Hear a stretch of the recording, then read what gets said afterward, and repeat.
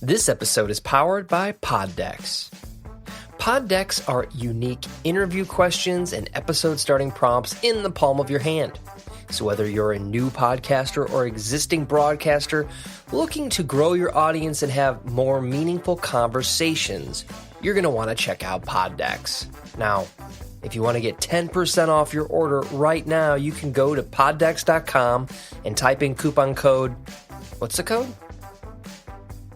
Cinema Gold. Yes, that's the code. Check out poddecks.com. Take your podcast to the next level.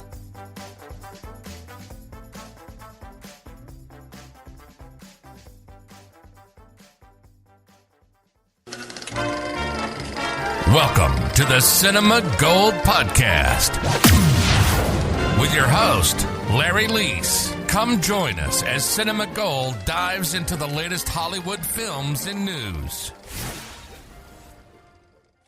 Welcome to an all-new episode of the Cinema Gold Podcast. I'm your host, Larry Leese. Today we're doing our weekly review of The Office, entitled Somehow I Manage. We are now on Season 7, so let's dive in as we break down Season 7, giving our highs and lows of the season, our favorite moments, our favorite pranks. So join us as we enter the American workplace.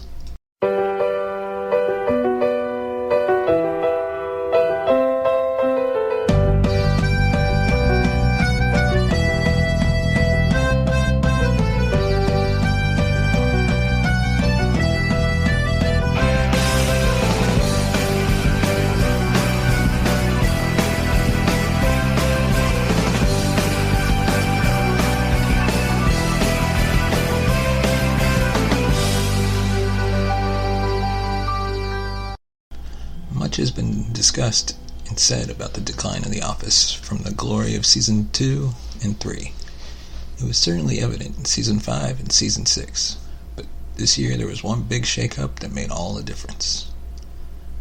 Knowing they only had one more year to play with the character Michael Scott seemed to reinvigorate and inspire the writing staff, especially towards the end of Season 7. With a destination in sight, Michael was allowed to grow and mature in ways he'd never been before. It was an authentic progression, going from the bumbling, strange boss to the more mature, professional man in love. It was an authentic progression that didn't feel forced, because it played out gradually over the course of an entire season. That also proved to be disadvantages at times, though. With Carell's departure looming from the beginning of the season, it was tempting to speculate and look for signs that would ultimately lead to that moment. What could possibly make Michael leave the job that he loves and the people he considers his family behind? Would it even be his decision? These questions lingered in the background all season, giving more weight to stupid plot lines, like his bus ride to nowhere in the christening, than they'd otherwise have. It was hard to tell at times if the writers even knew themselves how they were going to write him off until just before he left.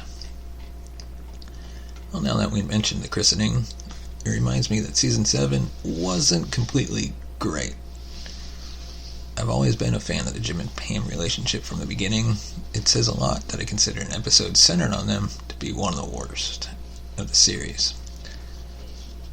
Although not the worst, there's still that clip show from last year. Following the characters out of the office for personal reasons is always a tricky proposition, but Cece's baptism only seemed to cement the opinion of the Jim and Pam haters that the couple does nothing but drag the show down. Personally, I don't think it's the characters themselves, but the way they're handled by the writers. Those who appear to have no idea what to do with them anymore. At the other end of the spectrum, an episode like PDA showed that there are still fun places to go with them, like the storage closet. As much as those writers tried to make Aaron and Andy the new Jim and Pam, I was never able to get invested in them as a couple. This season they threw Aaron together with Gabe to increase the tension and create a new love triangle for Andy. But since it came out of nowhere, I couldn't buy that either. I will say that I like all of them as individual characters, And he's got some great material, including an episode devoted to his community theater production of Sweeney Todd. One of my big disappointments this season was that they dismissed Gabe without so much as a hint that he might be the Scranton Strangler. I've been following that thread all season and was hoping for some resolution, especially considering the dark places they took him in the last few episodes. However, when Season 7 was good, it was real good. We got 3 threat level Midnight, which is probably one of my favorites of the season and series, to be truth. It was a real treat for longtime fans to get to see this movie we'd been hearing about since way back in Season 2. The inside jokes, the old characters who came back to be in it, and the sheer cheesiness of it were a delight. It was also a departure from the usual office shenanigans, but in this case a most welcome one. When it aired, I thought it would have been a great send-off for Michael. But that was before I saw Garage Sale and Goodbye Michael. Those 2 episodes did so much more to further Michael's development into a fully formed grown-up and send him off into the sunset with Holly, as I'd hoped they would. His final episode struck just the right tone, mixing emotional, tear-filled farewells with the silly, earnest humor that Carell pulls off so well.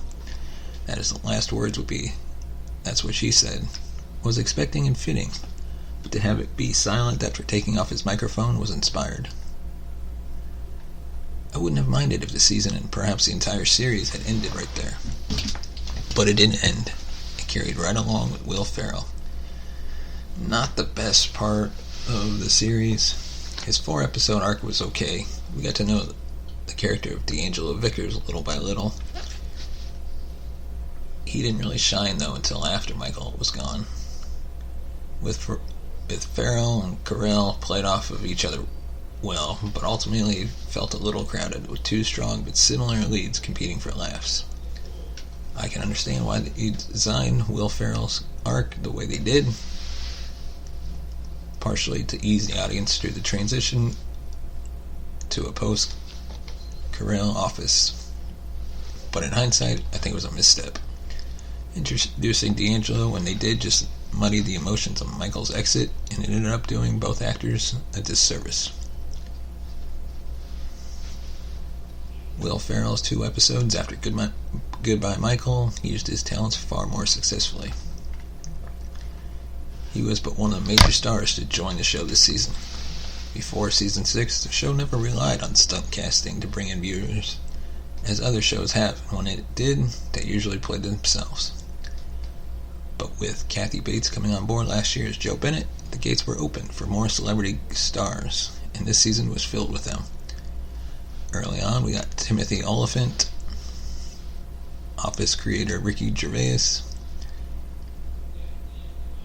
Will Arnett, James Spader, Ray Romano, Catherine Tate, and Jim Carrey.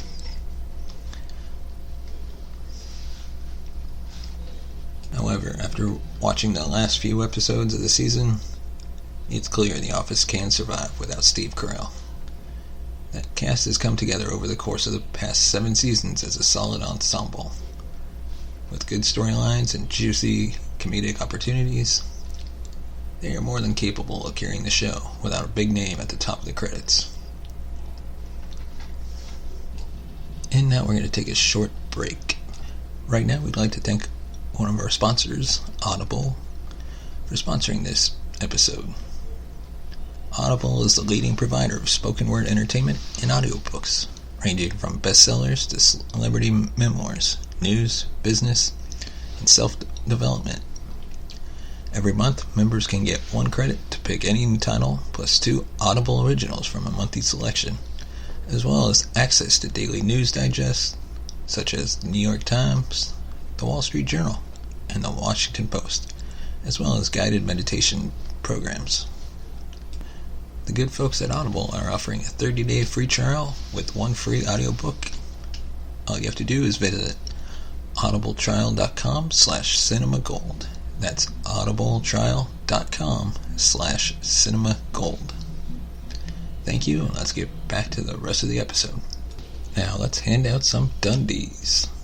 But first we're going to go through some of our favorite cold openings, favorite episodes, favorite moments.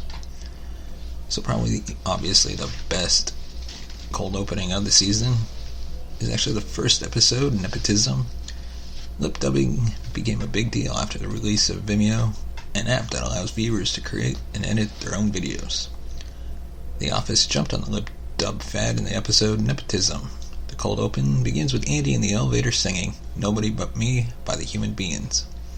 The cameras follow him into the office where his co-workers have jumped on the bandwagon and are also singing and dancing along. The video was highly choreographed and involved magic, Creed on guitar, Dwight with a knife, and as always a classic argument between Kelly and Ryan mid-song. It was probably one of the most upbeat cold opens The Office ever had. And the number 2 best cold opening is Sex Ed, where Dwight hires Nate to take care of the hornet's nest. Who is this guy by our cars? That is my new maintenance worker, Nate, and you'll be happy to know that he's taking care of that hornet's nest that you've been griping about. Yeah, I got stung up my dress. Poor hornet. I've left him all the tools he needs. This is do or die. If he chooses correctly, he'll conquer the hornets. And if he doesn't? He'll die. What? Beg your pardon? When did the phrase do or die become so corrupted? Is that a blowtorch? No. No. Interesting choice. Yes. Very, very Walking smart. away. Go away. No! The bats. No! What is he doing? Oh, they're stinging him. No! The third best cold open comes from Woof.com. It's when the power and server went off. The Office is stuck trying to figure out the server password, which ends up being Big Boobs with a Z. You know what? It made me laugh when I heard it, but Pam got really offended. Big boobs. Drama queen, nosy. You're typing big boobs? I'm trying everything. Try Big Boobs with a Z. That's the password. We're in. And then following that is the Ultimatum, where after returning to the office on a Saturday to retrieve his phone, Jim stumbles upon Dwight's neighborhood watch meeting in the conference room. And then of course you can't forget the cold opening from the viewing party, where the Strangler has escaped his house, and the Scranton branch is watching him on the news and out the window as they see him go passing by. Michael then grabs dirt from the road. And now here's our top 5 episodes of Season 7. First we got Ultimatum. There's some decent parts in this one, like when Andy, Daryl, and Dwight go to the bookstore and the roller rink, and also Creed tries to do a cartwheel. But most of the episode revolves around the fact that Holly did not carry through with their ultimatum, and Michael responsively acting very childish. It's not the best episode. Also, Pam's New Year's resolution chart proved too much for the Office to handle, but I feel like more could have come from that to make it more entertaining. Holly does break up with AJ at the very end of the episode, so you know big things are coming in the future for her and Michael. Then, at number 4 is Nepotism. This is an okay way of kicking off the 7th season. The opening where the Office lip dubs "Nobody But Me" is a top 5 Office opening. Most of the episode revolves around Michael giving his nephew, who he hired, serious favored treatment, which led to some pretty funny moments, especially the spanking scene. Dwight's pee corner was also a funny part of the episode, where he and Pam, apparently also known as the Bart Simpson of Scranton, are stuck on the elevator after a prank gone wrong. Perhaps the most interesting and surprising thing about the episode is the fact that Aaron is now dating Gabe instead of Andy. That came out of nowhere, and you just know it will lead to some good scenes in the future. And of course, at number 3, Threat Level Midnight. Truthfully, I got no idea how to rank this one. It's completely different than any other episode. After working on it for 4 years, he's finally ready to show Threat Level Midnight to the Office staff. And it's actually pretty entertaining. It has several funny parts, such as Michael doing the Scarn dance, Toby being killed off, as well as others. And since production of the movie took place over many years, I also like how it featured former Office characters we hadn't seen in a while, such as Jan and Karen, It was a fun episode and a great way to mix things up, but ultimately I'm going to favor the more traditional style episodes over this one for my rankings. And number 2 is Viewing Party. This is one of those episodes that takes place outside of the office, for the majority of the time taking place at Gabe's apartment for a Glee viewing party. It has some small funny parts in it that make it a solid episode. Michael's immaturity, Andy swallowing the seahorse stuff, and the Gleeks all contribute to this episode in a good way. And while Michael is immature for 95% of the episode, he realizes at the end that Erin looks to him as a father figure since she grew up an orphan and starts to act a part. That was a cool moment that shows Michael really is a good, caring person underneath his immature exterior. I have to call it probably the best episode of the season is Dwight Kate Schrute, acting manager. We learn that D'Angelo is in a coma and won't return as boss, so the office needs an acting manager for the time being. When Jim turns it down, Dwight definitely does not and takes drastic measures around the office, which are fairly entertaining, but horrendous to work under. The most memorable scene is when Dwight accidentally fires the gun in the office. Andy's temporary deafness in one ear was pretty funny when he pretended it was much worse, calling himself a gunshot victim. And of course the reign of Dwight as manager ended there once Joe Bennett found out, leaving viewers heavily anticipating what is next when it shows Creed taking over as acting manager. It's a solid 22 minutes, especially given the fact you're still trying to adjust without Michael being there. But then, to be fair, you really have 2 top episodes. The one that takes the cake for season 7 is Goodbye Michael. This one is tough to watch for all the right reasons. It's very emotional as it's Michael's last day, and he says his individual goodbyes to everyone. At this point, the office employees feel like your coworkers, so seeing your fun-loving, eccentric boss leave is very hard. There were some funny moments in this episode, such as Gabe's jealous and revengeful behavior, and some of Michael's gifts to his employees. But mostly it was a build-up to the inevitable last scene that you wanted to delay so badly. And when it arrived, man, was it tough to watch. Michael and Jim's interaction in Michael's office was very emotional, as well as the silent goodbye with Pam at the airport after he took off his microphone for the last time. I dread watching this episode every time, but you can't deny how well it was done. It portrayed very well the maturity that Michael has gained over the last season or so, and how it was just time for him to move on to gain the things he's always aspired to have throughout the show. It's the end of an era. So now, our Dundee for worst cold opening is the episode Todd Packard. In Todd Packard, the episode opens with Dwight eating canned goods in the break room. He told the camera crew that he has a well-stocked survival shelter, but the food has a shelf life and is going bad. The only way for him to eat it all was to bring it into the office. The entire situation was very on brand for Dwight, but overall random and not that funny. The worst episode of Season 7 was Christening. One could argue a Michael Scott episode has no business being in a top 10 worst list, but this one is kind of redundant and a bit obnoxious. It's also a rare example of an unworthy field trip episode. Michael invites everyone to the christening of Jim and Pam's cute daughter Cece. The boss also tries to play Godfather, and by the end of the show is volunteering to head to Mexico with a youth ministry and a nerd dog. Why? Because Michael falls in love with religion during the proceedings. Everyone's so nice. This is an admittedly on-point development. The best episode of Season 7. Truly the best episode, like I previously said, was Goodbye Michael. It's a sentimental choice. It's Steve Carell's final appearance as Michael Scott, till his cameo in the series finale. A stupid man for his entire run as manager of Dunder Mifflin, and stays true to form, concocting a ludicrous goodbye that winds up being perfect and heartfelt. Michael tells everyone he's leaving tomorrow, but today is really his final day.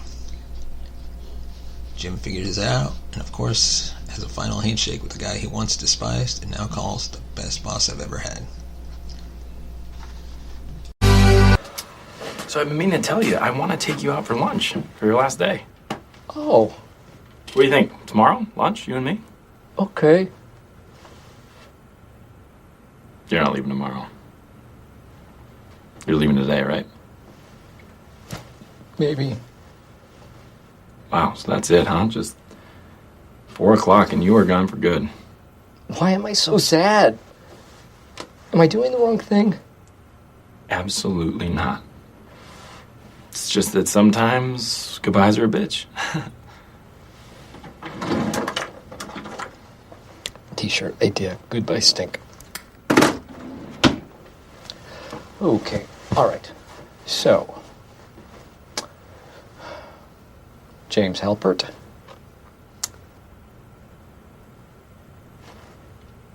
You started with this company as a fine young man.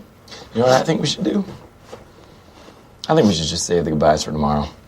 At lunch. Oh. Okay. And then tomorrow, I can tell you what a great boss you turned out to be. Best boss I ever had. Oh, shoot. That's my cab. All right? All right. Listen, Michael, I did text Pam, but... I know. It's okay.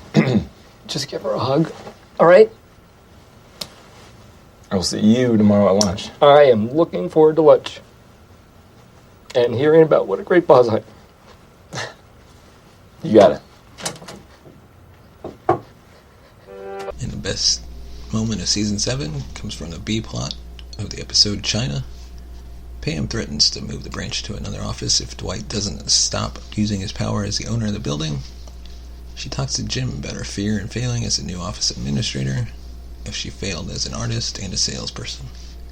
At the end of the episode, Dwight lets Pam win their standoff. Although Dwight says he didn't let her win out of compassion, we see footage of him overhearing her conversation with Jim and smiling as she sees how happy she is in his rearview mirror after her victory over him. It's one of the most heartwarming character dynamics in The Office. Was Dwight realizing that Pam is his best friend. And best character of Season 7, for the last time, it has to be Michael Scott. You get to see him come full circle, from a bumbling boss who doesn't really know what he's doing, to now becoming a man who knows what he really wants, finding the girl of his dreams, and decides to move to Colorado to be with her. And the Dundee for Best Prank, Season 7, is when Jim tricks Dwight into thinking the office was mounting an insurrection against him after he becomes acting manager by putting up notices for a group called the Fist and talking about a mission called Operation Overthrow. So that is all I have for this review of Season 7 of The Office. What are your thoughts about this season? What are your favorite moments? Your favorite pranks? Your favorite character moments? Let us know. Send us a tweet on Twitter at CinemaGold2, at CinemaGold with the number 2, or send us a voice message at 682-305-0483. That's 682-305-0483. And give us your thoughts and be featured on an upcoming episode. Thank you, and see you tomorrow.